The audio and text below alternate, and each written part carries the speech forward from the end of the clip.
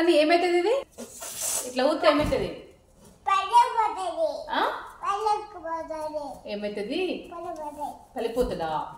ఏం పలిపోతుంది ఏమంటారు దీన్ని ఏమంటారు ఇది పింక్ కలర్ కాదు ఇది blue colour light blue colour ఏమైతుంది ఇట్లా ఊత గట్టిగా ఊత ఏమైతుంది